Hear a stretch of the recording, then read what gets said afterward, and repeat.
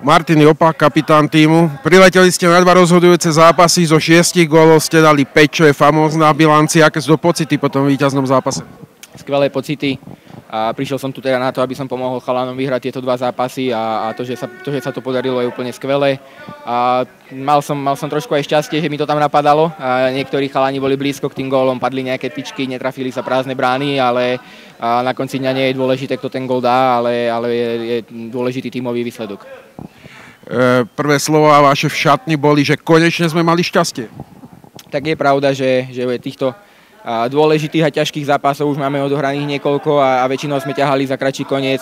Či to bolo v Ostrave pred 3 rokmi na majstrovstvách sveta kategórie, či to bolo naposledy v Kazachstane, kde sme s Japonskom prehrali. Dneska som sa necítil nejako v koži, všetko mi utekalo, bol som v nejakom takom strese, asi som cítil nejakú zodpovednosť, alebo nebolo to ono, ale myslím si, že tie zápasy predtým to bolo fajn. Bohužiaľ, Pán tréner, boli to vaše zatiaľ najdlhšie minúty v živote?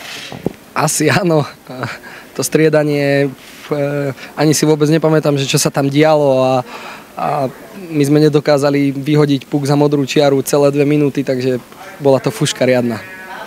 Hrízli viacej Taliani, ako sme predpokladali, lebo proti Japoncom odchádzali kondične v poslednej tretine?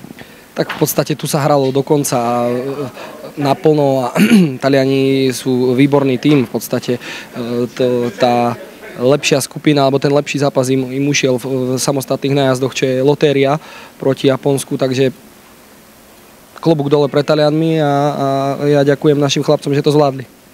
Ešte nás čaká zápas o 5. miesto, ale vy ste vlastne svoj cieľ splnili. Dnes to bolo také pomyselné finále, takže asi bude to veľmi úspešný šampión pre nás. Áno, bude. My sme mali jednoznačný cieľ zotrvať v skupine a ten sme splnili, ale samozrejme ešte, ja som vravel chalanom pred zápasom, že ja nechcem, aby ani v tomto zápase predali kožu lacno, aj keby sa to náhodou nepodarilo. Čiže do toho zápasu o 5. miesto nastúpime takisto koncentrovaní a s túžbou vyťaziť. Generálny partner Eco Investment a ďalší partneri. Viac informácií na www.paralympics.sk